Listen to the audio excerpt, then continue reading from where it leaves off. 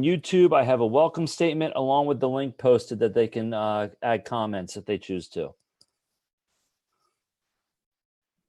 And Ed, when you choose to start the meeting, all you need to do is make sure that Lori has attendance taken. Open the floor for public comment on the only item being voted on tonight, which is the resolution. And then Dr. Rudisell will read to you any public comment that's coming in. And then we would just need a motion and a second to approve the resolution and a roll call vote. Okay. All right, then at 7:02, we will begin our meeting.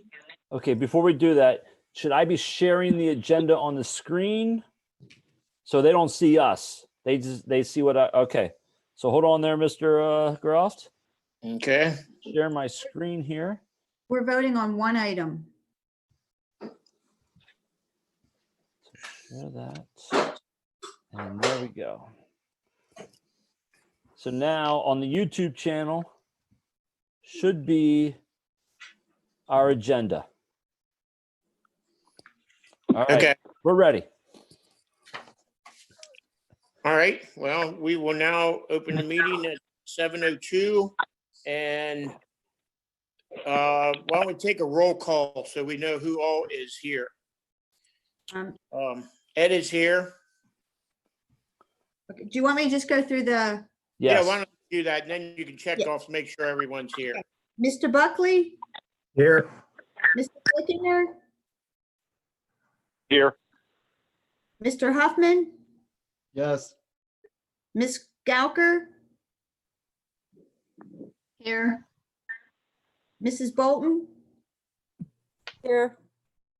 Mr. Craybill? Here. Mrs. Souter? Here. Mr. Kinshu? Here. And Mr. Groft? Yes. Okay, thank you. All are present. All right. Do we need to read the resolution? No, you don't. All Chris needs to do is scroll down to the last page of that packet. The public should be able to see it. Okay. Yep. And then do I ask for public comment? You do. Let's just wait till he gets it on the screen. Almost there. There. Back one. This one? Back one. Back one. Perfect. Okay. There you go. All right, I read or Ed reads the resolution. You don't have to read it as long as the agenda is on the screen for people to see, and it's also available on the district website. You don't have to read it. Perfect. Okay. Okay, but it is the resolution number 110, am I correct? Yes. Yes. Okay. Is there any comments on the resolution? If not, do I have a motion to pass the resolution as written on the agenda? So moved. Second. All right, we have a motion and a second. Do we have a roll call vote, please? Chris, Was is that there Mr. anything online? Huffman motion and Mr. Kinshu second? Yes. Yes. Chris, is there anything coming online? Hold on, let me check. Just double check that we get public comment if there is any. Yep. Hold on here.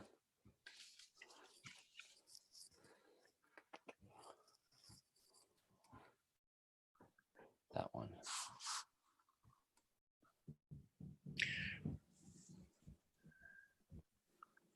Out. Brooke? Yes. On number 2, it still says that the board president is present in the boardroom along with the superintendent. Does that mean next week's meeting, Chris and I will be in the same room? Let me get a copy of that. Hold on.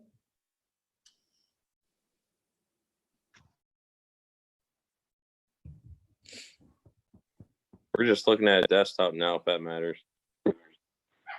Yeah, it does matter. I'm sorry. I'm all over the place. Hold on here. What happened? Well, you have a beautiful island on there for now. Yeah. Yeah. That's how I Sure. escape right now. Yeah. I think what happened was I got to get into that YouTube channel. So hold on here. Oh, it's fine, Ed. We can just make a voice revision to that feature that indicates that due to the stay-at-home order in Adams County, the board president and the superintendent were not able to be present in the school because it was not deemed an essential function. So we'll just note that in the minutes and strike Okay. the resolution. It's fine legally. Okay, I just want to make sure so that, I can be prepared. Yeah, you guys weren't under a stay-at-home order when we last revised it, but you are now. That is true. All right, so there we go. We should be back. We're good. No comments. I just checked. Good. Okay, if that's the case, then we should be able to take a roll call vote, please. Okay. Mr. Buckley,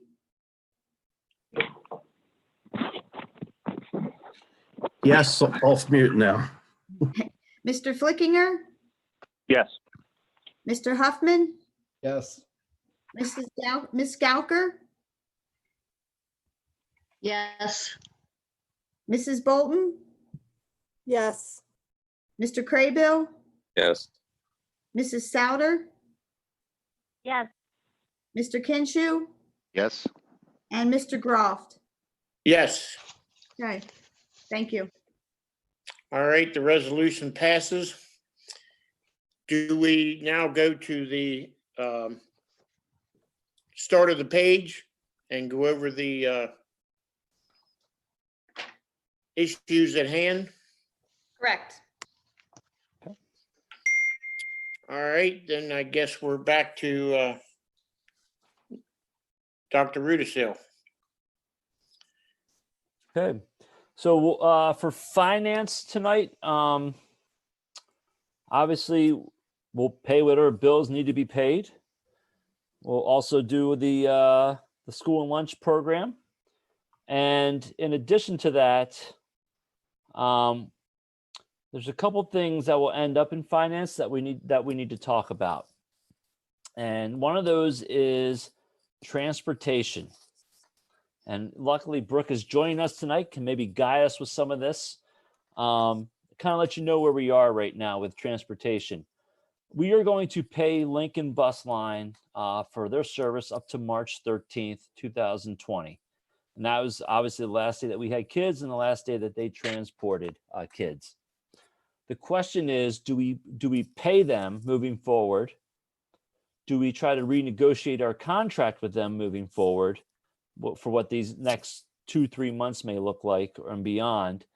Or do we just pay them? Knowing that I think it's, I'm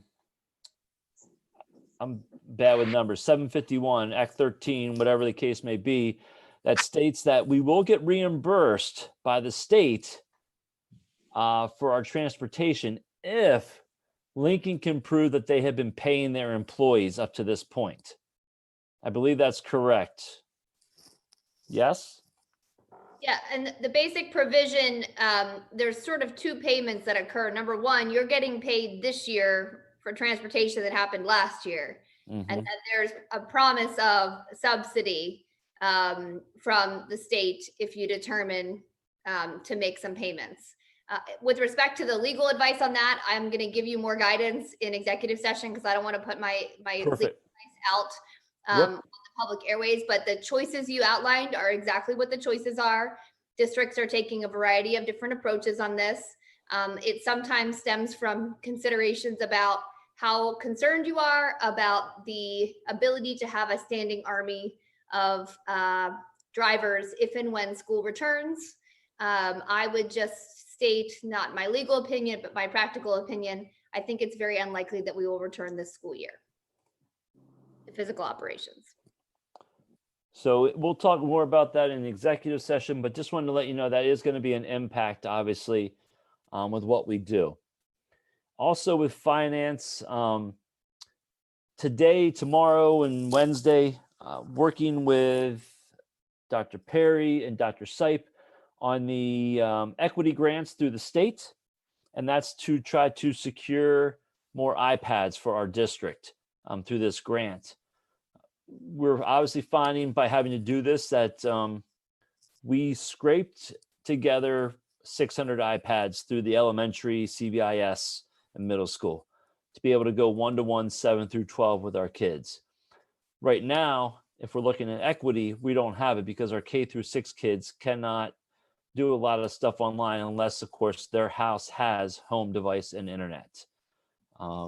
We have surveys out. We're gathering those survey data as we speak, and we're formulating a plan to try to possibly provide devices for K through 6, along with internet hotspots that Doug Epley's working on through AT&T.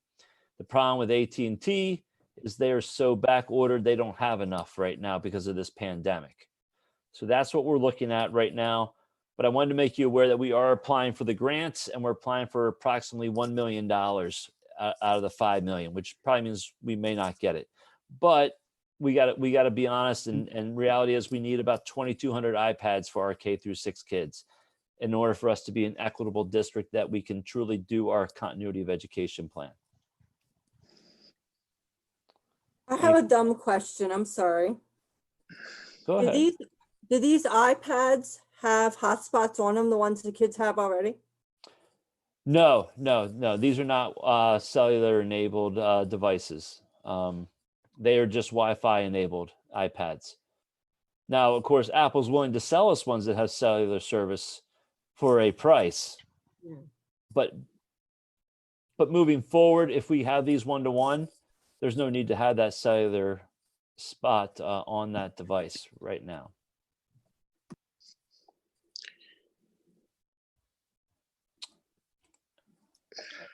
Now, the turnaround on the grant's going to be pretty quick. It's due this Friday, and they'll have a decision to us by the 17th of April.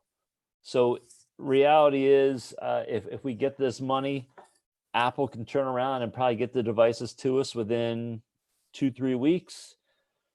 Whether or not we get them out to our kids this year, we'll have to wait and see what that timetable looks like. But irregardless, moving forward, we will we'll be able to go 1-to-1 next year, K through 12, no problem, and be ready to roll. In addition, if something like this happens again, then we don't need to worry about that piece of it. We know that we'll be ready for anything that happens. So every one of the students will have the exact same device? Yes. Okay. Yep.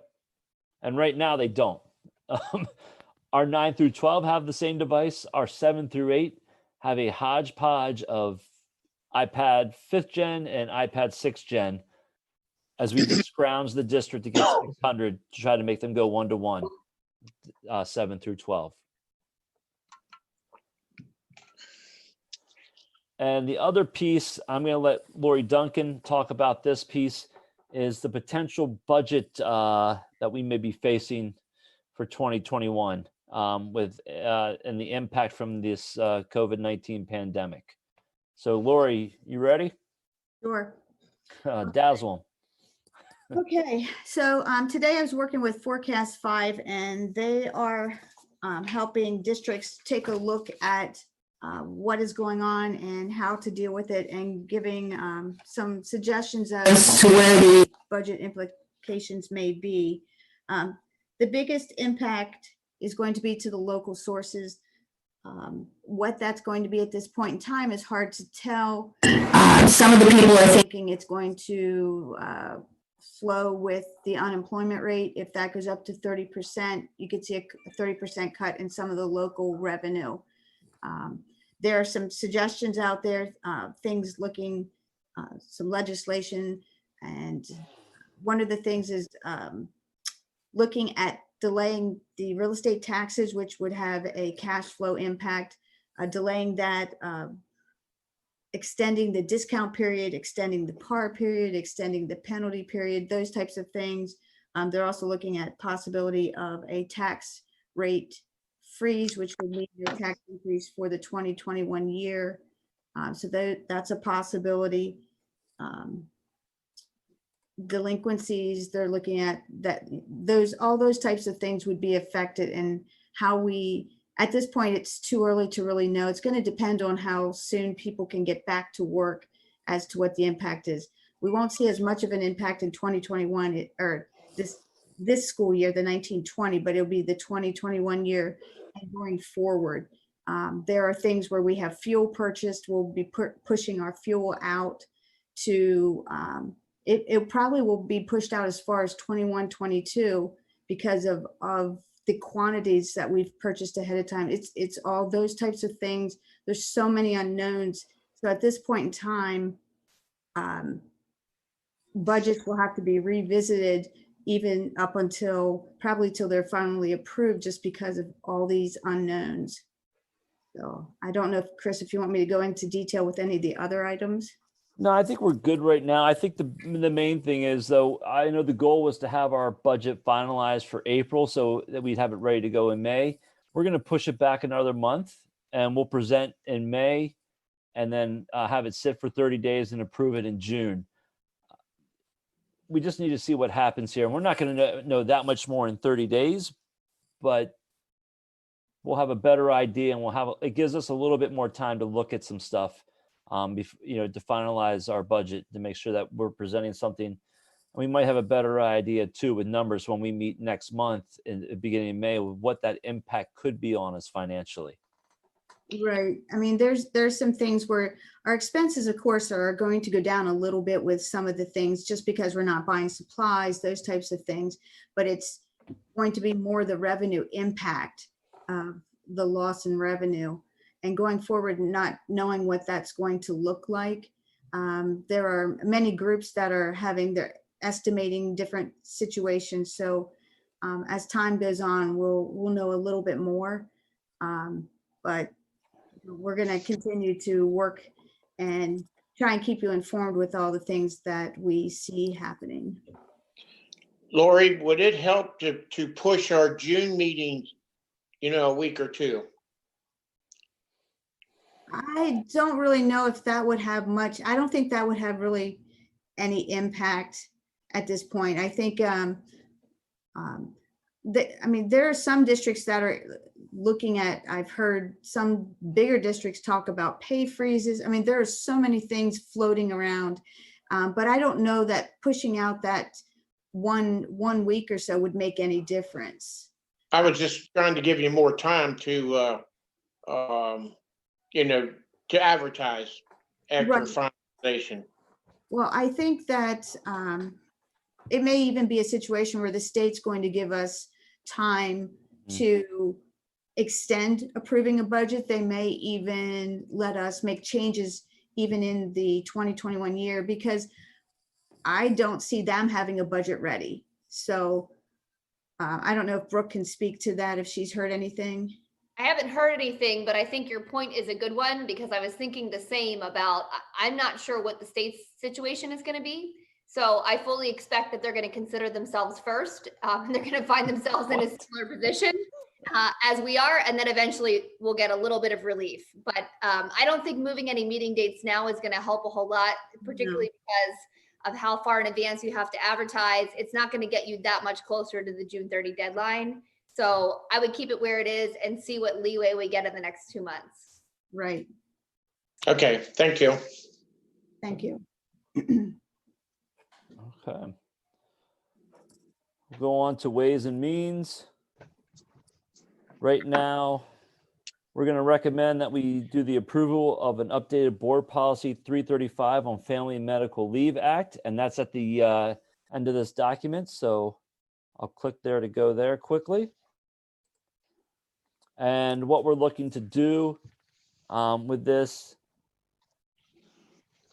is strike out this last part in red that says, when an employee requests an FMLA leave and qualifies for and is entitled to any accrued paid sick, vacation, personal, family leave, the employee may utilize such paid leave prior to the FMLA. Now what we're looking at doing is they'll coincide, I believe, correct, Brooke? Yes, so this is to prevent essentially stacking of leave. It's going to enable us to have greater flexibility in requiring concurrent use of leave, so that an employee can't string along all 5 forms of leave that they have. And this is particularly important right now because 2 additional forms of leave have been added to the list by our federal government. So we are headed in the right direction. technically the Department of Labor already has an opinion about this being outside of policies. And it's really good that you're getting your practice aligned with what's expected for public governments. Okay. Any questions on that or? No, I think we're good. It's, Okay.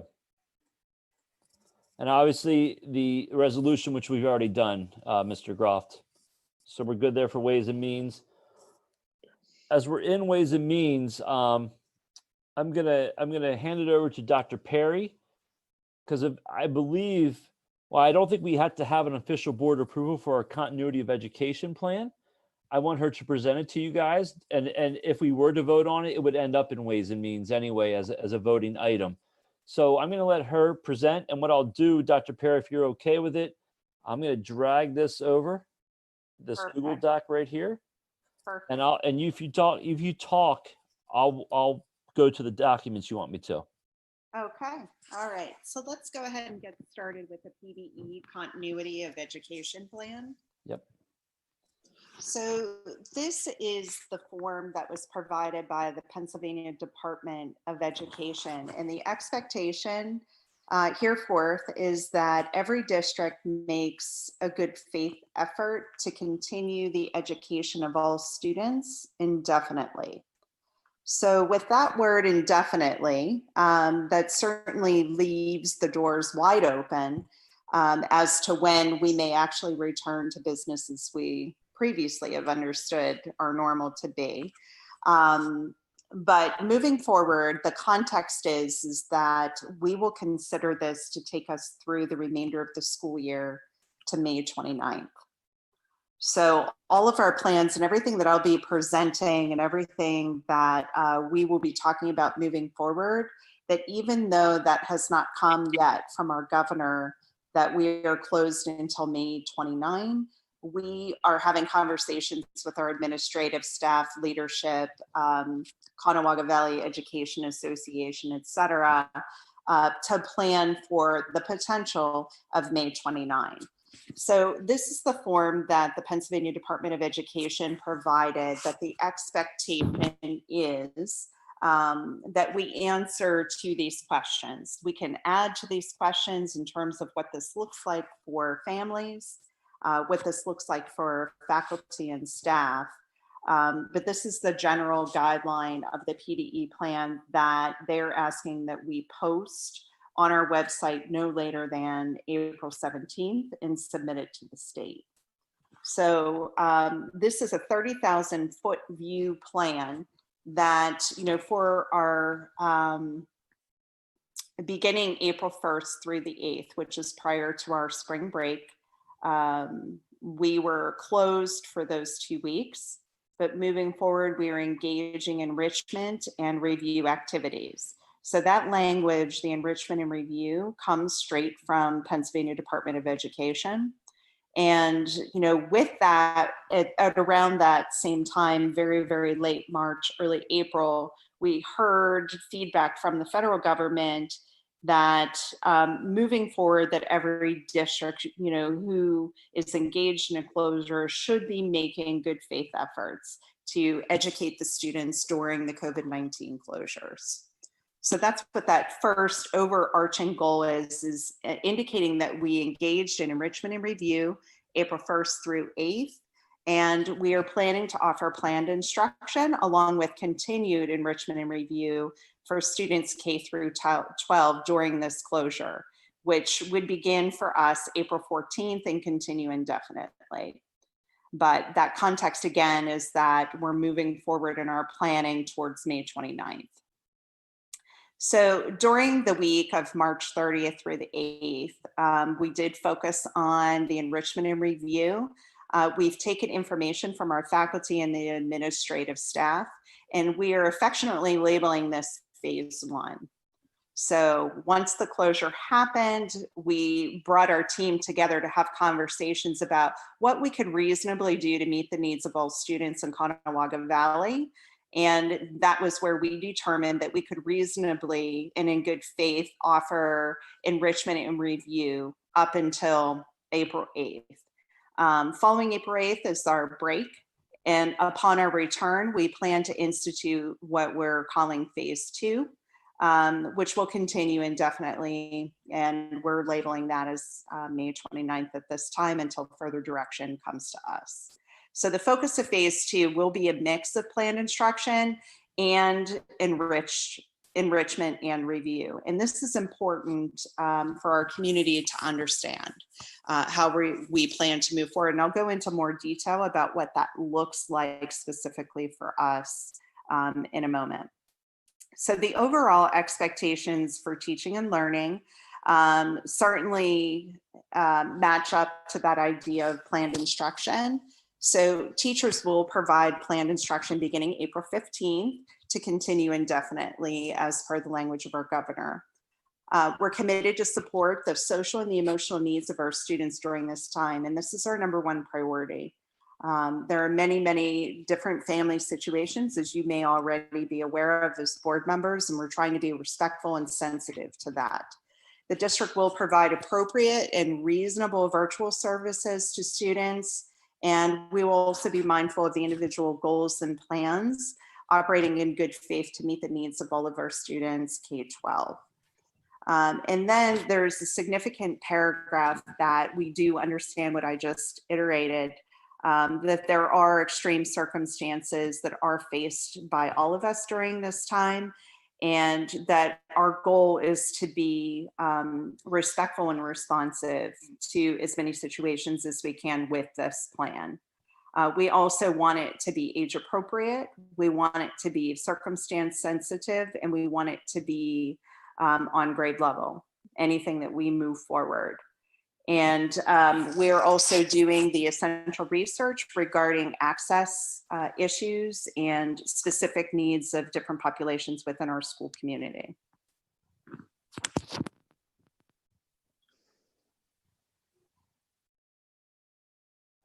Communication and tools and strategies. There, we do and have communicated with parents utilizing Skyward, our student information system, our district website, our Facebook, and direct emails from Dr. Rudisil. Grade 7-12 teachers will be using Schoology, Zoom, and various other platforms. Also at the elementary level, we will predominantly be utilizing Seesaw, and also hard copies for students that do not have access to devices. So the overall general staff expectations is that they will continue to serve in supportive roles as if we were in the brick and mortar facility.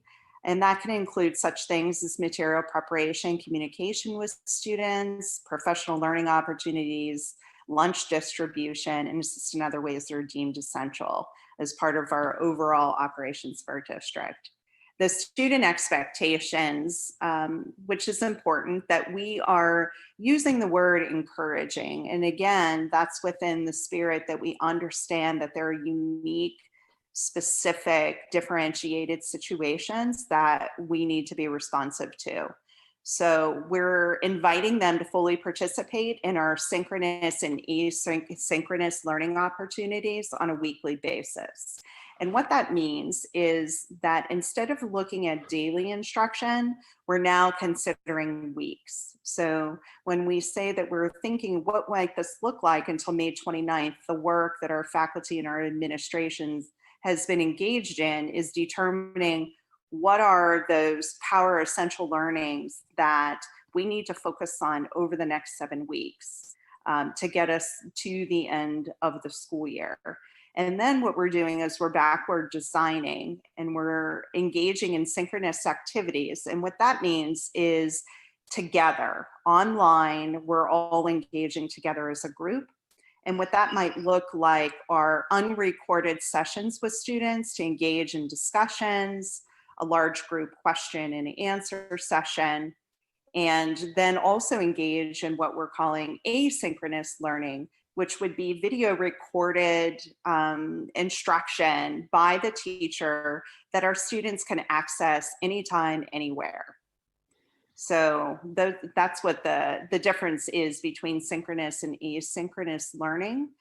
And we're looking at this on a weekly basis as opposed to a daily basis. And that will provide time and space for all of our families and for our faculty to respond appropriately to our students. So we're also expecting that the teacher support staff and counselors are available as they engage in remote learning. And I think that it's really critical to have a conversation around the fact that even though our students are digital natives, all of these children grew up and were born into this age of technology, but that doesn't necessarily mean that they feel comfortable and know how to learn under these circumstances. So it's going to take a lot of effort from the teachers to provide that time and space in order for the students to get comfortable with these new platforms that we're using under these circumstances. Technical support is provided by our technology department, so there are opportunities to reach out to our help desk for anything moving forward, whether that's from the teacher perspective or whether that's from our student or family perspective.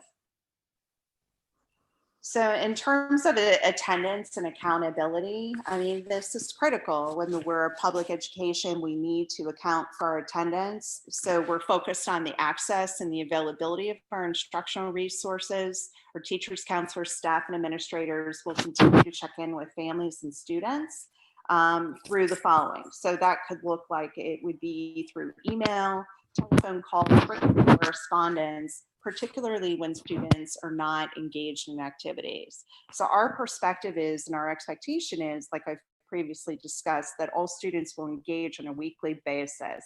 So there should be evidence throughout a week's time that students are engaging in the learning activities, whether they're participating in asynchronous or synchronous activities. That's all trackable. So this will give us the data that we need to, in a 3-phase process, to reach out to these children and their families, to make that connection, to see what support we may be able to offer them. And then the second tier to include counselors. And then the third tier to include administrators. So as I previously mentioned, all of this is grounded in good faith efforts for access for all of our students, and especially equity. So with that, you know, this all started with a lot of collaborative planning between teachers and developing the essential learnings during this period of prolonged school closure, which will last indefinitely. That for us, we're targeting May 29th. That through prioritizing these learning goals, the teachers are best able to support student success with courses and standard-based grade level material, also discussed. We're going to attempt to track our students and their engagement in a collaborative manner. And we're going to respond accordingly through differentiated practices, not only through the classroom, but also through our support services. The district has also contacted families on 2 occasions to survey device and internet needs. And that's critical as we continue to move forward with our phase 2 planning to ensure that we're in good faith providing those opportunities for students to access any and all opportunities. And also specifically around the elementary students without access to technology. They were mailed previously during our enrichment phase grade level appropriate materials. Special education supports will continue regardless if we're in brick and mortar to the best of our ability and in good faith. The students and the teachers will focus on maintaining the skills and teaching skills that are aligned with their IEPs. The special education teachers and related service providers will provide instruction through Seesaw K6, which I also previously mentioned, and Schoology 712, as well as activities provided through synchronous and asynchronous instruction. So this is, in our sense, providing that least restrictive environment under these particular circumstances. There will be planning for virtual meetings with students at a minimum of 1 time per week. That will include instruction review, progress monitoring in the areas of reading, writing, and math, or any area of their disability. Special education teachers will provide office hours daily and be available by phone, virtual, or email to assist students in learning. And this is also specific to regular education, as I previously mentioned. The goal then, therefore, is also to continue to collaborate with the regular education teachers to support that curriculum through accommodations and modifications as necessary. And also related service providers will provide the needed support to special education and regular education teachers. They will be reaching out to families at least bi-weekly, and all annual IEP meetings and reevaluations will be completed as due. So we are planning to follow our previously determined schedule. Meetings will be held by telephone or virtual communication with team members. Our English language supports follow very much in that same stream in terms of supportive services. There are something that's called the Talking Points app has been included in district teacher resources as a means of having teachers communicate with students and parents. The ESL teachers will also utilize something called Ring Central to provide phone contact information with all EL families, and this is standard across the district. This protects the specific telephone number of the person that's reaching that family. Students in 4-6 will be meeting with the teacher via Zoom, as well as having information pushed out from BrainPop and Seesaw. K3 will be receiving packets of information, so that's hard copy, along with Seesaw communications, and this is to bridge that gap between the use of technology. So the families that don't have access to a device will be provided packets, and those who do have a device available to them will be receiving the same communications through Seesaw. Zoom sessions will be used K-12 to stay in touch with all students. Gifted education, likewise, will also be supported very much in the same fashion. Specifically, annual GIEP meetings will be completed as due, when due, just as IEP meetings will be. Those meetings will be held by telephone or virtual communication with team members, as an example, through Zoom. We are required to provide building and grade level contacts, which are our administrative team. And we've also provided for you and for our community the resource links that we referred to in the plan, and through specific communications coming from Dr. Rudisill or their school-specific administrator.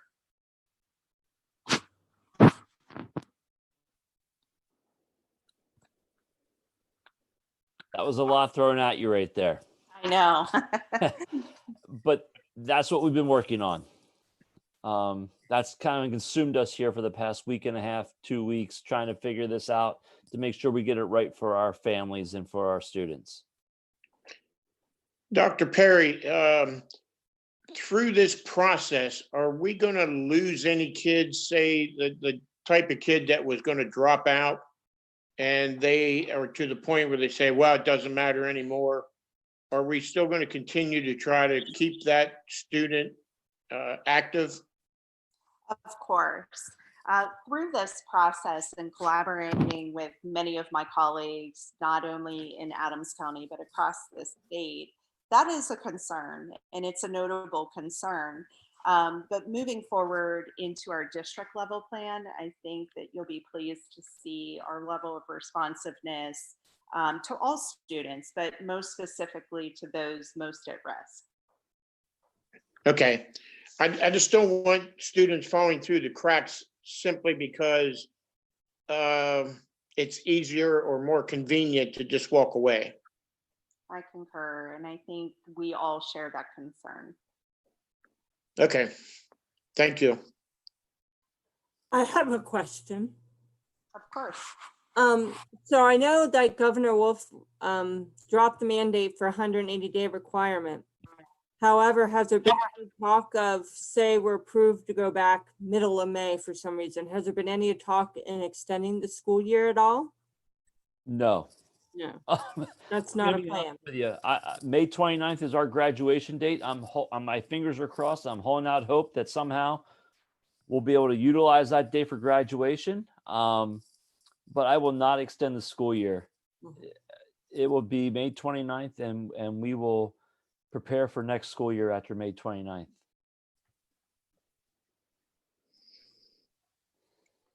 And if there is no return, there will not be a walking graduation, right? I don't know about that. That's something that Dr. Bowman and I are going to talk about. And I feel these kids deserve that honor. And so we're gonna start tackling that probably in the next week or so.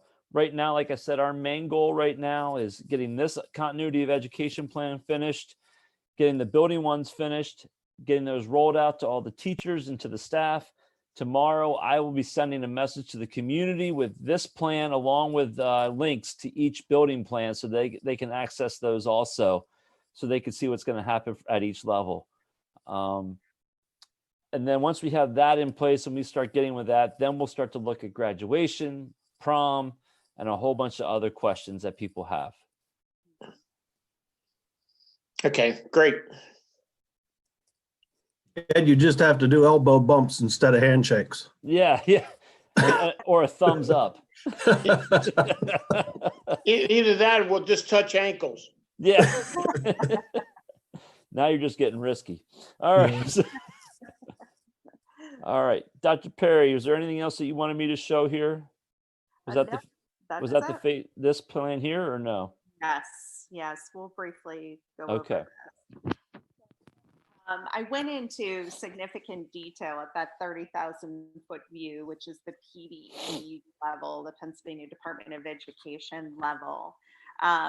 Specific now drilling down, what does this actually look like for Conewago Valley School District and our students' experiences?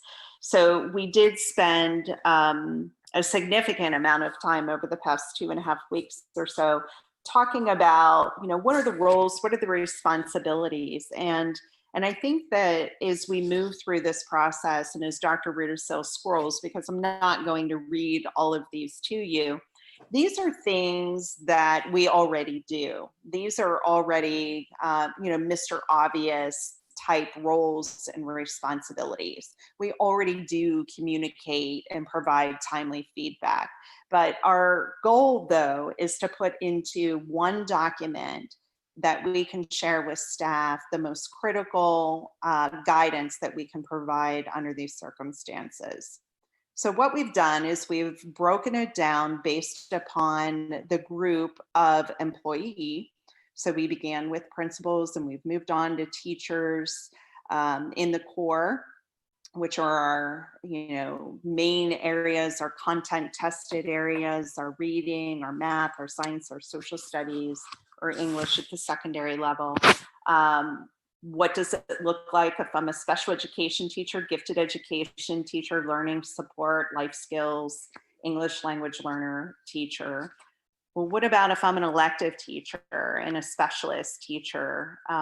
What are the expectations, moving forward under these circumstances? If I'm a CTC teacher, I don't have my lab anymore, so what are you expecting from us as we move forward? What are our counselors supposed to do? What are our tech specialists, instructional coaches, librarians? What are those overall expectations? And there's no surprises on that first page. These are things that we already do, but these that are in this particular document are listed as the most critical under our present circumstances. So then we move forward into our continuity of learning. And what are our district expectations around feedback, for example? And it looks very different in an online setting than it does in a brick and mortar where we're with our students daily. We do still have that understanding that we're going to provide timely feedback because it is essential to student learning and progression. But particularly in online, when we're talking about learning being as a week long, we're considering this not as a daily, but as a week long perspective. how might we operate a little bit differently in providing students feedback so that they can progress at a pace over the next 7 weeks? What does offline work look like? You know, what should we be avoiding? What should we be considering as we move forward? And we make the recommendation to avoid printing, for example. We can't make the assumption from an equity and access perspective that all students have a printer, for example. So we put those tips and tricks throughout this document. You know, consider including activities that engage students in their home or in their yard or in their community, that doesn't require actual things that they would have to purchase, for example. How can they make a video? How can they write? How can they take pictures? Things like that that don't require specific purchases. What do deadlines look like? That's what teachers really want to know. You know, how do you want us, you know, to grade assignments? How do we provide feedback?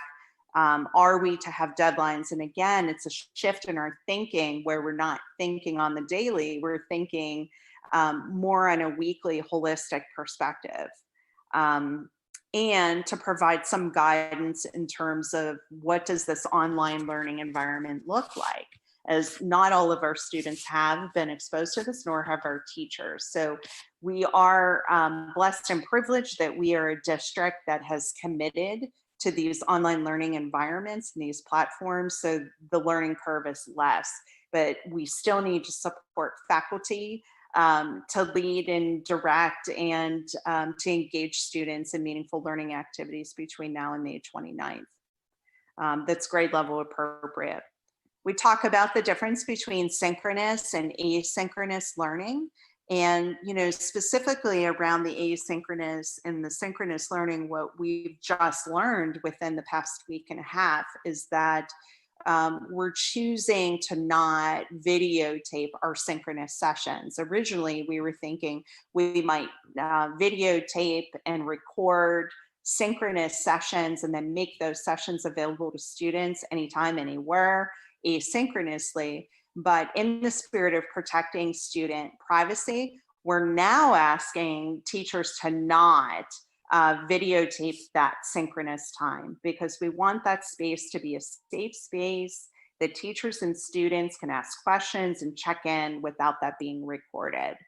So all of those asynchronous learning opportunities, we, you know, can be recorded by a teacher in the privacy of his or her own home, whenever they're able to do that, and then they can upload that to the appropriate platform. So that's a shift that we've just made based upon the feedback that we've been receiving from our faculty and concerns that have come up.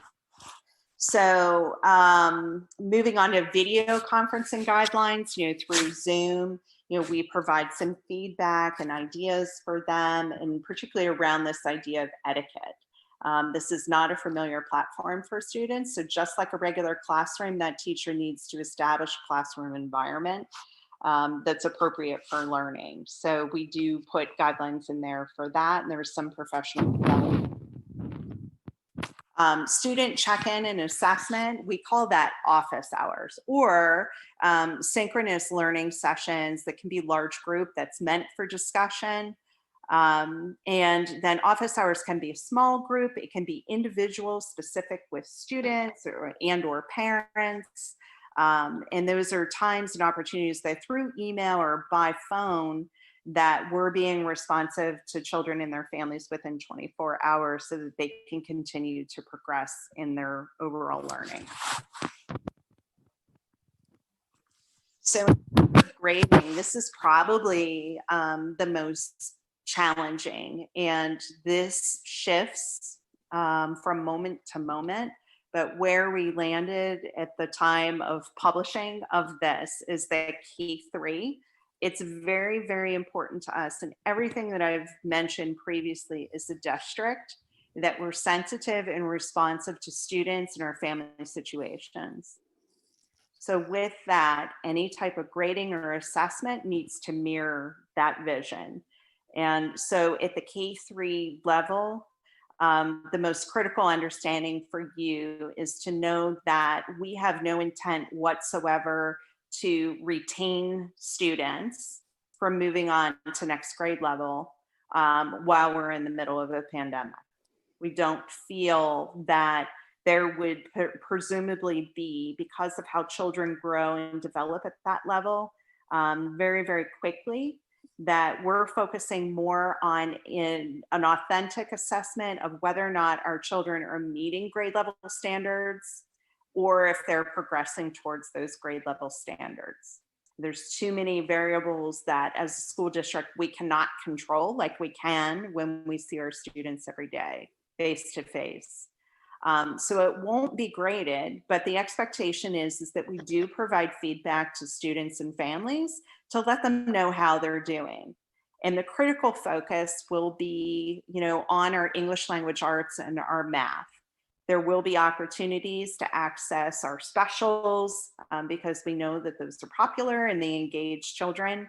But it is extremely critical that we have at least one meaningful, powerful lesson in English language arts and math per week. So our primary focus is student learning and not on grades. And that has been a challenge in terms of having a conversation because we think that learning is reflective of grades, and sometimes that's just not true. From 4 through 8, so this would be CVIS in our middle school. Part of our grading practices that we're looking at is if students are engaging in the majority of our activities. The majority, that's questionable. I'm going to call that out. Because again, we're trying to be responsive to the overall situations of our, virtually 4,000 children in our community. And that's very, very difficult for us to do. So if we notice that students are engaging in the majority of our activities, and we use that word majority because someone can fall ill in their home. There could be other things that are impeding their ability to engage in education that in this pandemic situation that we cannot personally hold them accountable to, we will allow them to earn 100% for their 3rd trimester grade. Students who do not engage whatsoever and do not have any barriers to engaging in those activities will earn a 74% for the 3rd trimester grade. The specialist teachers, also will be assessing in that spirit of meeting grade level standards or progressing. So we're not going to ask them to assign a percentage at all. We will maintain a communication log in that 3-level tier that I mentioned previously in the PDE plan. So the teacher, the counselor, the administrator, and we have embedded in there the ability to submit a hardship waiver. So if there are unique situations and circumstances, that hardship waiver will enable us to be responsive to our children and our families, and where their child will not be penalized from a percentage grade perspective. And of course, the administration reserves the right to make final decisions based upon the evidence and the student circumstances under these conditions. And again, our primary focus is on student learning and not necessarily on grades. At the high school level, we developed the tagline, "Giving Grace with Grading." So we have a 6-week plan, which is April 14th through May 22nd. That last week will be more for that wrap up and that closure in all of these courses at the high school level. The teachers will identify one essential question objective concept for the week, and that's why we have 6 essential questions objectives there listed. And the students are encouraged to actively engage in personalizing their learning. And the teachers are strongly encouraged to create choice boards and playlists of those asynchronous materials to increase student engagement and appeal to all different learning styles. Dr. Perry, Yes. as far as the high school students, especially the ones that are going to graduate, how's this going to show up on their transcript when they go to college and part of their part of the money that they're going to have to spend falls back on just where you fit into your class. Say like the top 5% of your class may give you a better standing as far as money goes. How's this going to read on their transcript for the end of the year? So a student's transcript, presumably if they're a senior, it's 4 years. So one marking period is not going to dramatically impede an overall student profile for scholarship opportunities, athletic opportunities, etc. In fact, that's why, as part of our consideration, we were looking at a pass-fail option at the high school level, and we determined that that would be an impediment for students for PIAA. So we chose to opt away from that. So in that idea that we're not here to penalize children during a pandemic, we do not believe, with the plan that we have moving forward, that, we're still continuing to talk about, we're still continuing to tweak, which I think is fair. We've never done this before. So we want to make sure that what we roll out to our students and families is right, but we're not going to place a penalty on students at this time. Okay. Dr. Perry, how does pass fail, how would that penalize the students? According to PIAA, they require a letter grade as part of their overall transcript. And so it's very difficult to equate that pass, to a specific percentage. And since Okay. engage in percentage grading, the closest that I believe we should go is with a percentage. Okay. And has there been, I haven't seen any literature, but has there been any rumbling of of waiving that requirement for PIA? For example, colleges, most of them are going to pass fail, and it doesn't impact the GPA. Correct. So I think that that's LEA specific. So it's very much based upon the student information system and the overall grading system that each school district utilizes. So for example, pass fail in some school districts, if it exists, it has a different meaning, that you can't just change the meaning midstream, because then that changes every other grade level previous to their senior about what that pass fail looks like. In many cases, a pass fail is not incorporated into a grade point average because of that difficulty of assigning it to a percentage. So we thought that it best to avoid that, and particularly around, the issues that when it goes onto a transcript, we want that not to be a penalty for students. We want it to be as close to our regular grading system as possible under the circumstances. Okay, thank you.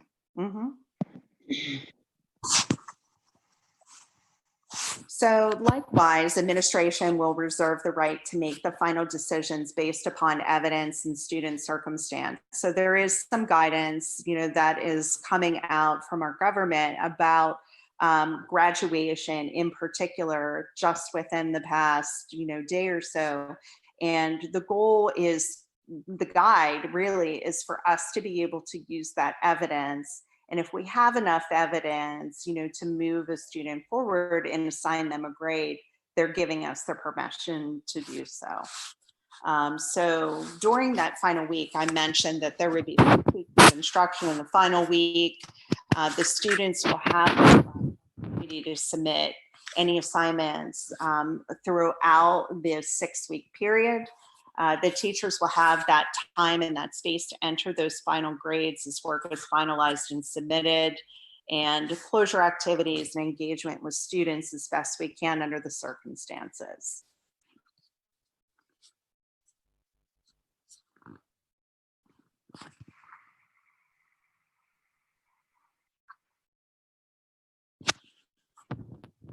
Any other questions for Dr. Perry? I said it in emails, and I know you guys have been part of those, but I truly thank Dr. Perry and our administrators, and even, I've been on the phone with Tony Angelini, our union president, getting feedback and pushback on everything that we present, just so that whatever we roll out, the whole district's behind us and supporting us. And I can't thank them enough for everything they've done. It's been unbelievable. Dr. Perry and I, whether we like it or not, have grown quite close to each other these past 2 weeks via phone, text, Zoom, you name it. I probably talk to Dr. Perry more than I do my wife and my kids, and they're in my house with me right now. It's amazing. Yeah, it really is. And I would like to add that, being relatively new to this district, I am so impressed with the collaborative spirit and the unwavering focus on students. And I believe that that's critically important for you to understand, that from your superintendent to classroom teachers to the administrators that are serving in our district, that the spirit is truly collaborative and definitely has the best interest of students in mind. And it's impressive. It's impressive because what I'm presenting to you this evening is truly that collaboration and a lot of philosophical debate and understanding, but that's how we grow. And I'm so proud to share this with you because this is the culmination of that work for many weeks now. Thank you for all your efforts. My Thanks a pleasure. lot. We radically changed education in 2 weeks. I can totally understand that. And, we're not alone in that, but I truly believe that our team differentiates, what's happening across the state. So I couldn't be more honored and privileged to work with this team. Not only did you change it, but now you're executing. So that's, as we say, building the plane as you're learning to fly. Correct. Yeah. It's been a lot of fun, a lot of hard work, but it truly has been fun. And Dr. Rudisil is correct. There's a lot of bonding that's happening. So We'll call it that. yeah.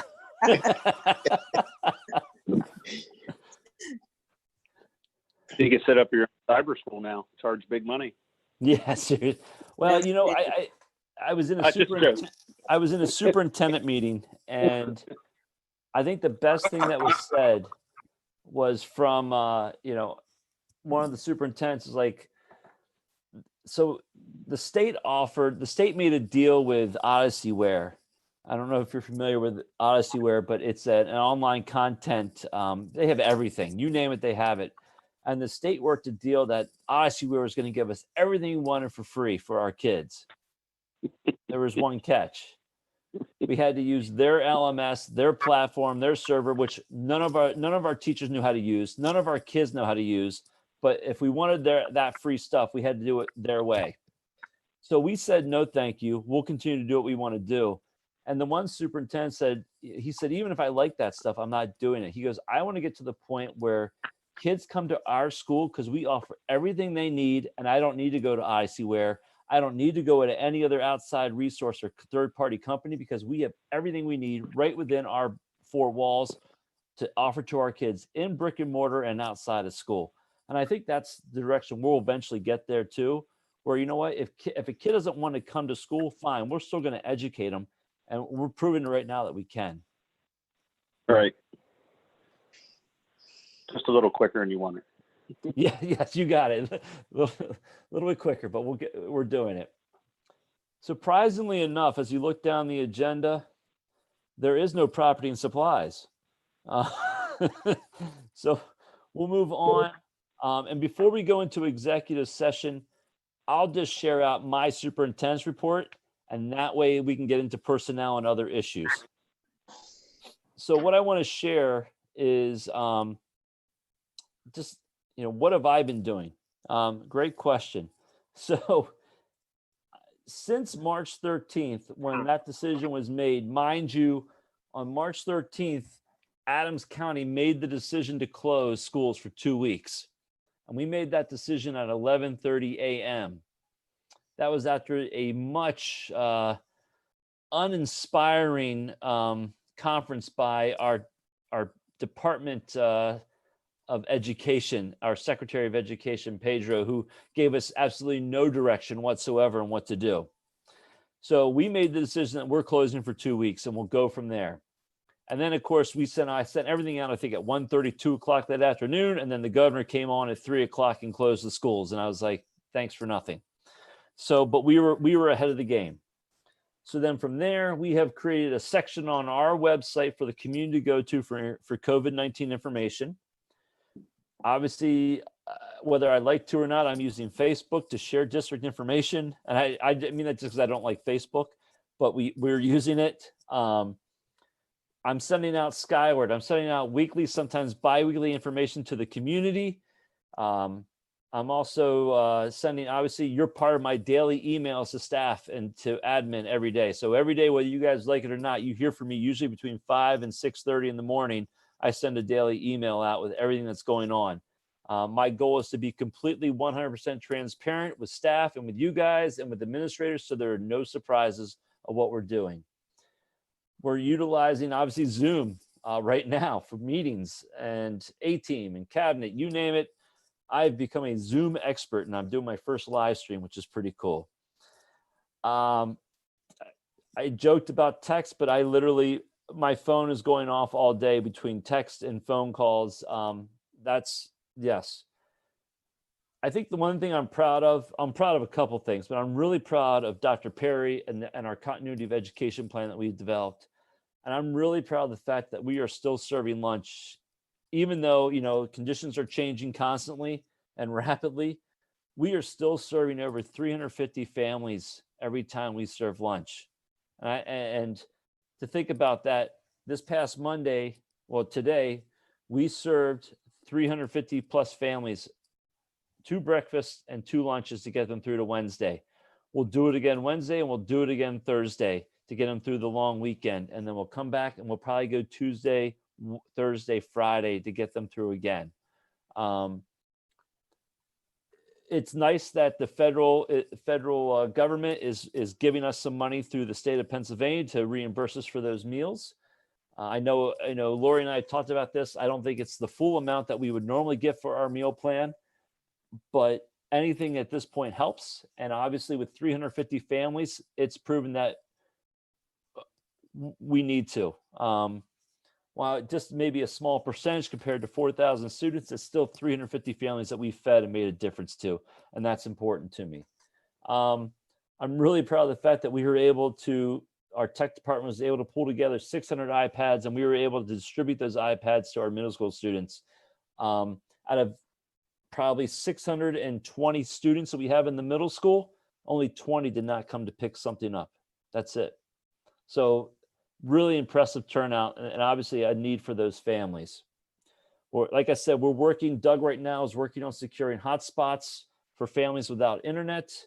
And plus right now we are gathering every single device we have in the district to see how many we have left over. And we will start distributing those K-6 to those families most in need that will need a device.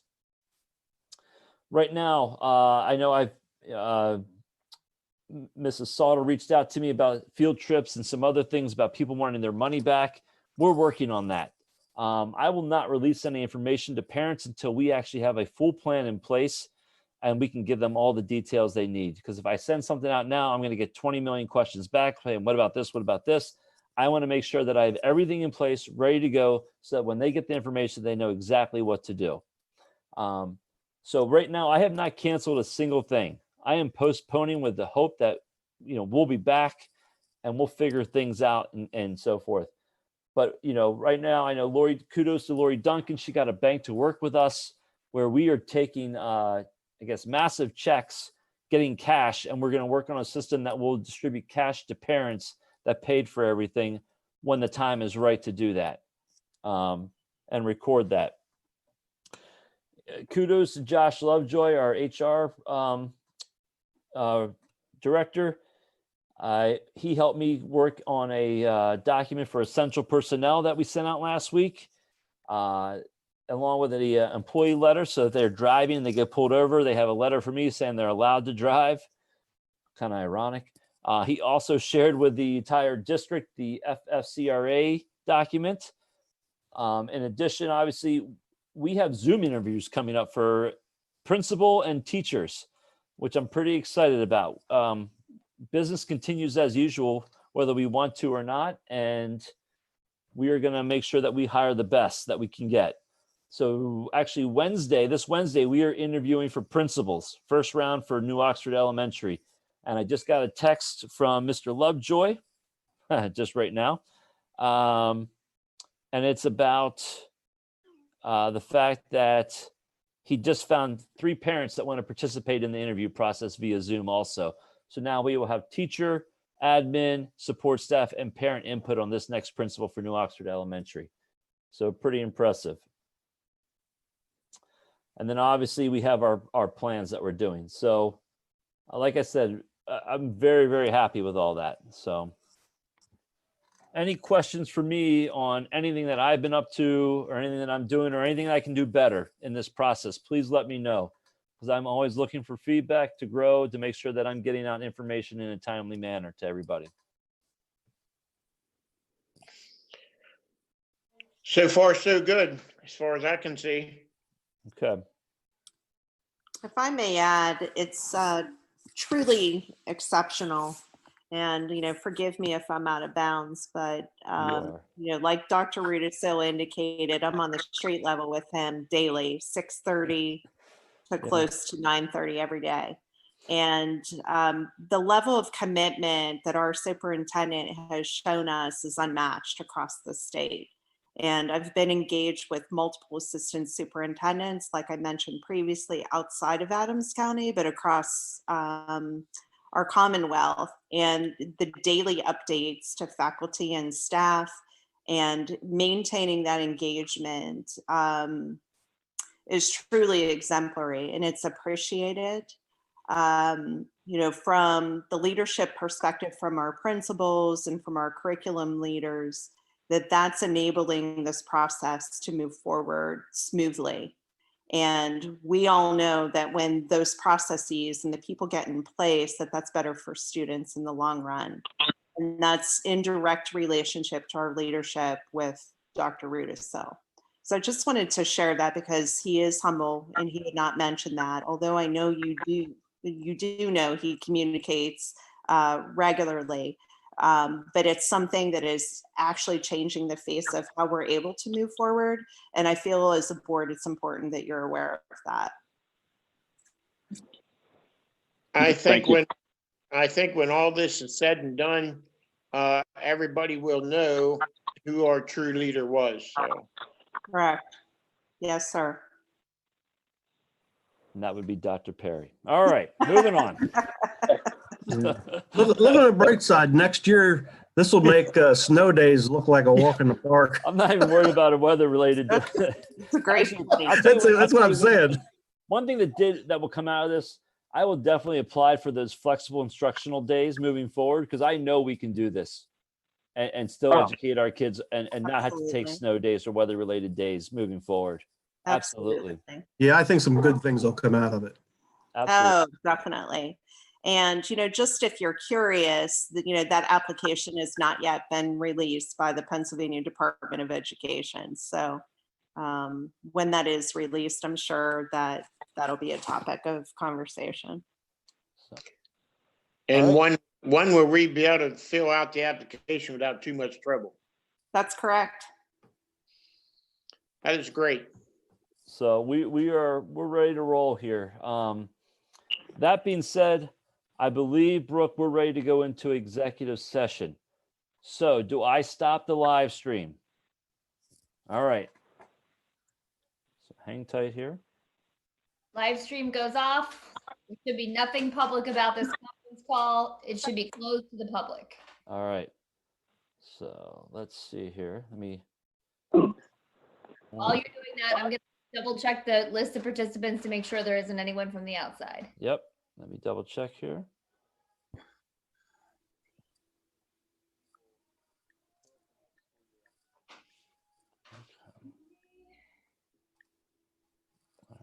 So we have that.